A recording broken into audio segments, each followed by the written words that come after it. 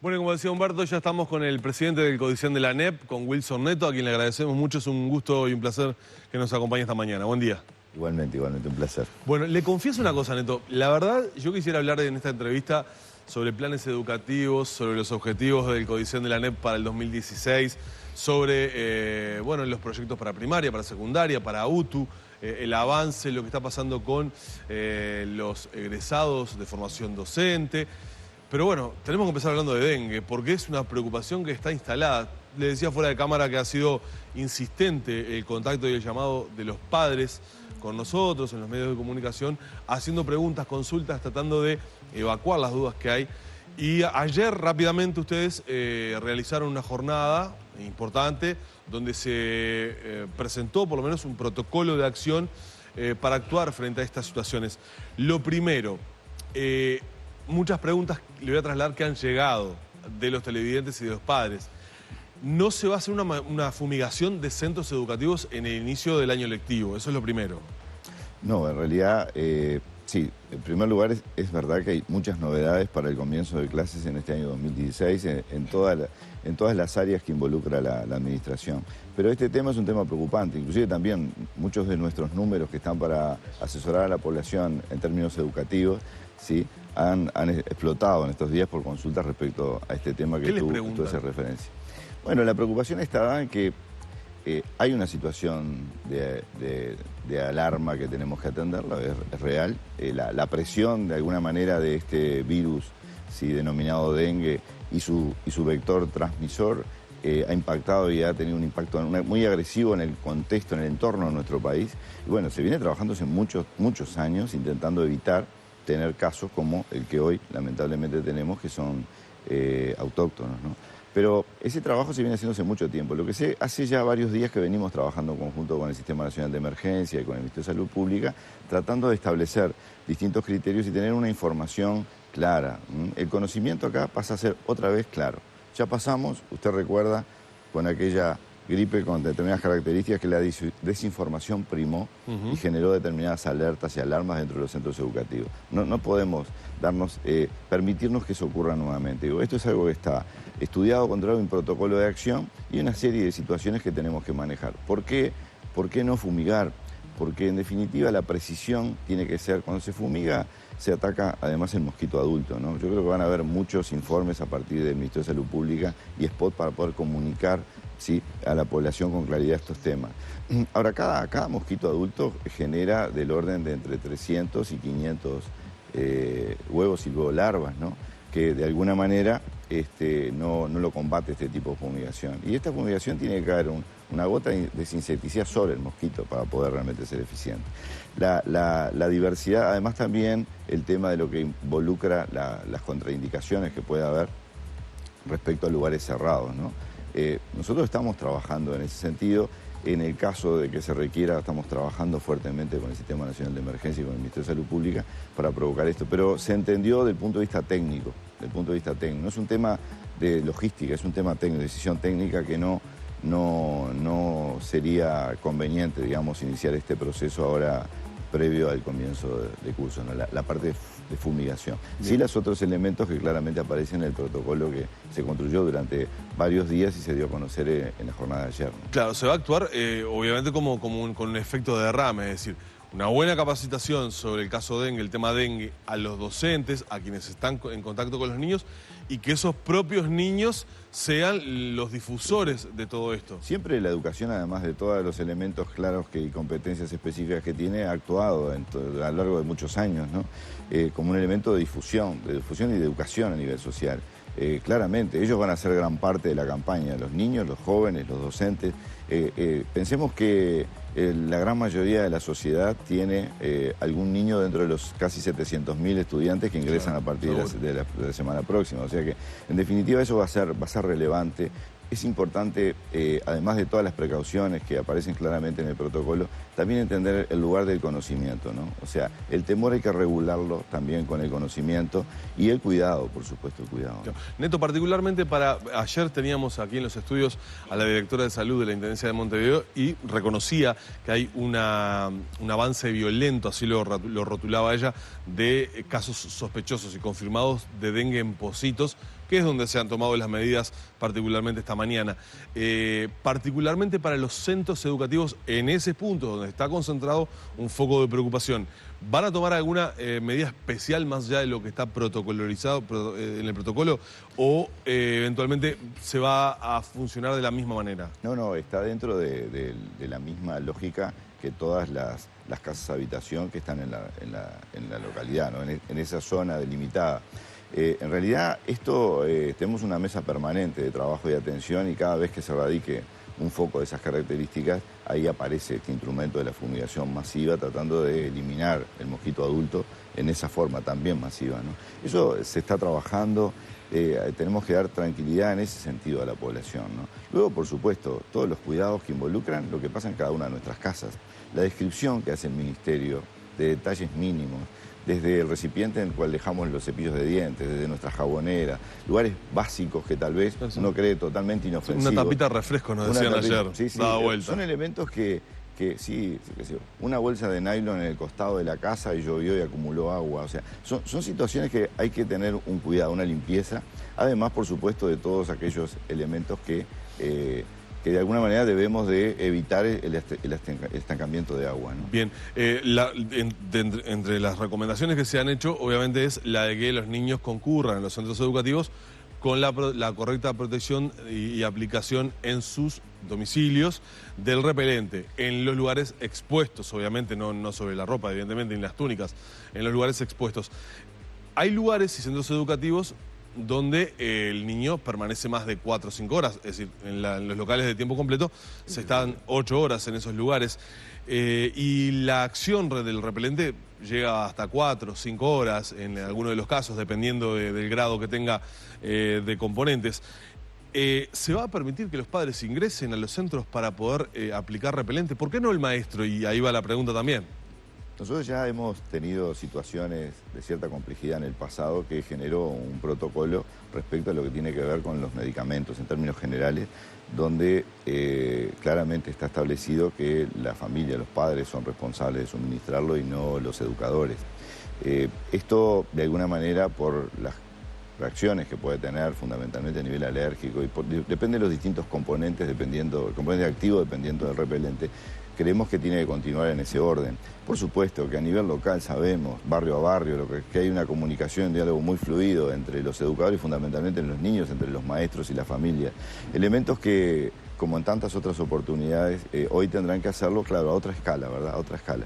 A nivel de situaciones de niños que necesitan determinadas medicaciones, es algo que ya está acordado, ¿sí?, en cada uno de los centros educativos con los actores locales y los padres, ¿no? Yo creo que tenemos que profundizar ese acercamiento y buscar algunos criterios que acompañen este protocolo para dar garantías en ese sentido, pero que también resguarden la posibilidad de que en todo el periodo escolar exista esa protección. Bueno, una lógica distinta de pronto regirá para lo que es la enseñanza privada. Se lo pregunto sobre la base del desconocimiento, porque recién un televidente nos enviaba un mensaje diciendo que en la lista de materiales de este año le habían incluido repelente. Bueno, claro, el problema acá es un tema de responsabilidad, ¿no? Digo, muchas veces no existe un conocimiento cabal de la reacción que puede tener algún elemento sobre el conjunto de los estudiantes. Y esa precaución creo que hay que resolverla en diálogo permanente los claro, educadores con los padres. Bien. Vamos a otros temas, porque obviamente son muchos lo que queremos conversar. Ayer Primaria hacía la presentación de los cuadernos, una serie de materiales denominados cuadernos para leer y escribir, enfocado básicamente en lo que es el área de aprendizaje, enseñanza, para mejorar lectura, mejorar escritura y particularmente cálculo también, decía la directora Irupe Busetti. Allí se han generado algunas declaraciones respecto a secundaria y primaria, que los chicos llegan a secundaria cuando hacen el pasaje de primaria sin una base sólida de lectura, por ejemplo, tienen dificultades de cálculo. Hay algunas pruebas que han mostrado que entre 2009 y 2013 hay un déficit en materia particularmente allí. ¿Qué es lo que quieren hacer, Neto, particularmente este año, sobre eso, para poder mejorarlo? Claro, es un elemento más, ¿no? Primero partamos de la base que los niños son lectores y viven en una sociedad lectora, ¿no? Acá el problema es más grande que lo que ocurre directamente a nivel de las aulas. ¿Va más allá? Va más allá en el sentido que si vivimos en una sociedad lectora, los niños son lectores. Entonces tenemos que educar no solamente a los niños en términos de lectura, sino a la sociedad en su conjunto. Problema no menor que tal vez atraviesa el Uruguay en estos momentos, respecto también al mundo adulto. Cuánto uso de la lectura, cuánta práctica de la lectura. Y cuánto visualizan los niños en sus hogares el uso de la lectura como un elemento que culturalmente ingresa naturalmente al seno familiar. O sea, la escuela en ese sentido tiene responsabilidades claras y lo que se ha entendido es construir un instrumento más. Hay líneas de trabajo muy específicas respecto a lo que tiene que ver con el lenguaje en términos generales, con la matemática y con la ciencia. Son tres áreas, tres líneas que son estructurantes en la conformación, de alguna manera, del pensamiento y luego del análisis posterior de la decodificación del mundo que nos rodea, que son absolutamente imprescindibles adquirir. Entonces lo que se hace en este caso es un trabajo que ya tiene largo tiempo y que hoy de alguna manera termina en estos libros que son una base, un instrumento más de trabajo, de apoyo a los maestros, que con la libertad profesional que ellos tienen tendrán la posibilidad de aplicarlo con distintas metodologías, en el aula, fuera del aula. Elementos que claramente nos marcarán que hay un mínimo de análisis respecto a esta temática que nos permita evitar que una vez que culminen fundamentalmente los 3 primeros años escolares, estas estructuras de pensamiento realmente estén dadas en el conjunto total de los niños, ¿no? Yo creo que ese es el gran problema. Hay algo que se dice en términos generales y que habría que hablar más sobre el tema, ¿no? Hay un periodo, a nivel inicial hay un periodo donde lo lúdico toma un lugar fundamental y estamos preparando a los niños para el inicio escolar.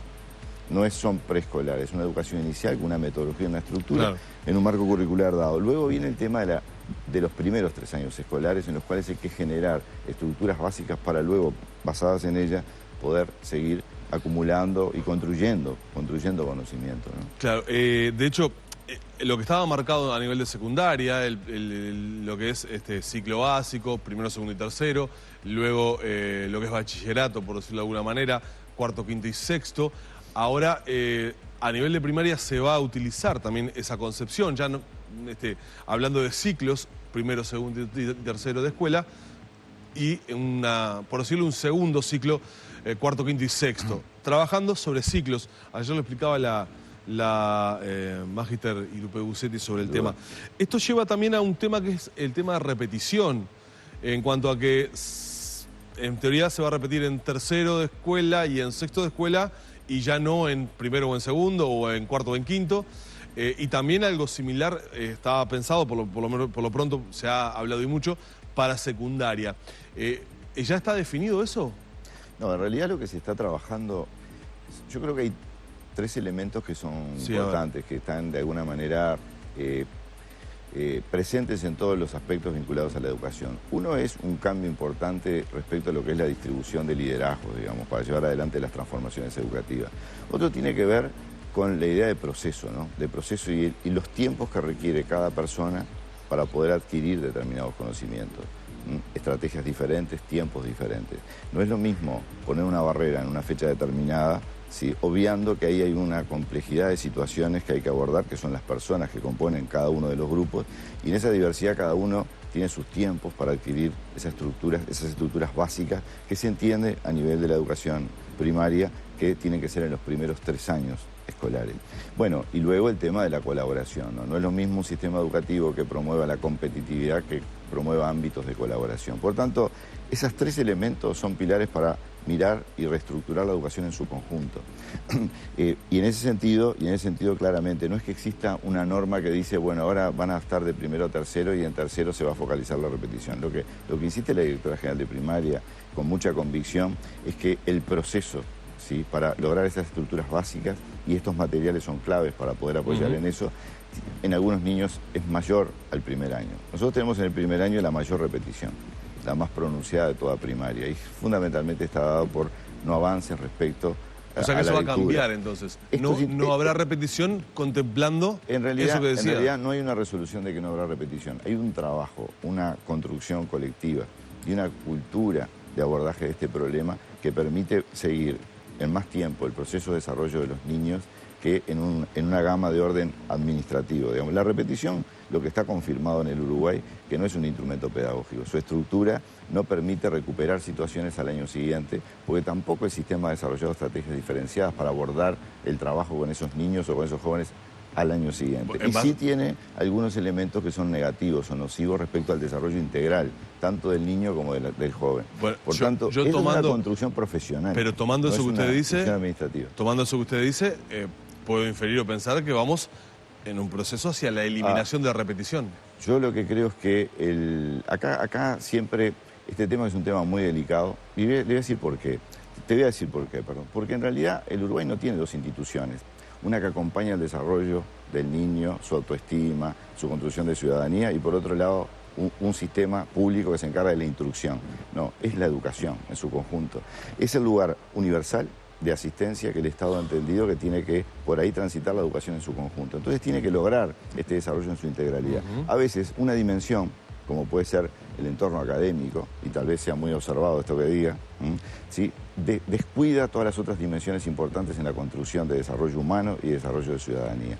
Por lo tanto, que hay que buscar un equilibrio, y ese equilibrio implica una mirada profesional de todo lo que abarca el hecho de estar delante de un grupo responsable del desarrollo integral, humano, afectivo, emotivo y, por supuesto, intelectual de las personas que ahí asisten, ¿no? Y eso hace que la comunidad educativa toda deba de construir. Este es uno de los cambios tal vez estructurantes más fuertes que está de alguna manera atravesando el sistema educativo uruguayo. Muchas veces lo vemos en ladrillos o lo vemos en grandes discursos sobre formas de organización. Esta es una forma de organización conceptual distinta a nuestro sistema, que lo requiere, que lo demanda, porque de hecho, insisto, no hay estudios suficientes para mostrar que la repetición como tal, en un proceso diferenciado, de atención diferenciada, de distintos en un grupo, hoy está dando resultados respecto a recuperar aquello que no se generó el año anterior por una estrategia dada el año siguiente, ¿no? Me quedan muchos temas para hablar y es poco el tiempo que tengo. No quiero pasar por alto un tema del cual estamos hablando en las últimas horas y del cual nos han llegado también algunos mensajes de televidentes respecto a que han inscrito a sus chicos en secundaria y no tienen muy claro qué es lo que va a pasar los sábados, porque por allí ha surgido la información de que el sábado ya no será un día de lecciones curriculares, sino que se va a tomar como desde otro punto de vista. Y en alguna información, no recuerdo exactamente para citar la fuente, el periódico que decía hoy de mañana, hablaba de un punto, o desde un punto, de que el sábado hay un alto ausentismo docente que interfiere o interrumpe el normal dictado de las clases. Sí, en realidad, muy rápidamente, pero es muy importante esto. En realidad ocurrían dos cosas. Hay una playa de programas y estructuras muy fragmentados dentro de la administración que quitaban a los docentes del aula para una formación específica en cada uno de ellos. O sea, contribuíamos la administración al ausentismo docente entendido desde ese lugar, entendido de la falta del docente en el aula en conjunto con los niños o en conjunto con los adolescentes y jóvenes. Eso por un lado. Y por otro lado, constatado una baja asistencia los días sábados tanto de docentes como de estudiantes. Por tanto, entendemos que ciclo básico este año iba a ser así. ¿Sí? Las clases van a ser de lunes a viernes. Esas son las pautas que se dieron con tiempo suficiente para organizar los centros educativos. Analizaremos cada caso en particular cuando se sale de esta pauta, cuáles son los motivos reales que a nivel local se entiende que no se puede cumplir. No estaremos exonerando de la inasistencia a clases a docentes a lo largo de todo el año por ningún motivo de orden de formación ni orden de reuniones, sino que estructuraremos la parte administrativa de manera tal de que no afecte, y la formación, que nos parece fundamental de los docentes, buscaremos los tiempos, las formas, ¿sí? las metodologías como para que no distorsione el dictado normal de las clases. También, por otro lado, no solamente las clases van a ser de lunes a viernes, sino que la pauta de trabajo es que el acumulado de personas que ha ido llegando en términos de docencia indirecta a los centros educativos, entendemos que es suficiente a nivel general como para que los chiquines estén todo el turno dentro del centro educativo. O sea que nosotros vamos a poner esta semana a comunicar un 0800 para cualquier distorsión en este aspecto. No es que falta un profesor y se van. O sea, ya los padres van a tener que tener la tranquilidad. Ingresó a primera hora y se va a la hora que termina el turno. Elemento no menor, Bien. resolución que se tomó. Pero, insisto, es importante y te voy a robar un minuto más. Tampoco van a haber puentes. O sea, los chiquillos no es faltó el profesor, entonces te doy una pelota y vas al patio. Sino que tiene que haber una estructura clara de trabajo en función de unas cajas de herramientas importantes que existen en el sistema. O sea, lo que estamos tratando de recuperar juntos es la idea, ¿sí?, de que cada uno en cada centro educativo haga lo que tiene que hacer, en definitiva. Cada uno volver a ese equilibrio que es altamente sustantivo. Sumado, y redondeo y termino en esto, en un nuevo sistema de vedelía e información donde va a estar todo a nivel digital, tanto la presencia del docente como de los estudiantes en todo lo que es el ciclo básico o la educación básica a nivel nacional. Neto, buen inicio de cursos, de clases, ojalá todo marche sobre ruedas. Y vio que no hablamos solamente del dengue. No, está muy bien. Nos quedaron muchos temas en el tintero, obviamente. El dengue es un tema importante. Nos quedaron muchos temas en el tintero. Lo seguiremos trabajando en cada centro educativo como corresponde. Y tendremos oportunidad seguramente de seguir charlando. Gracias por habernos acompañado esta mañana.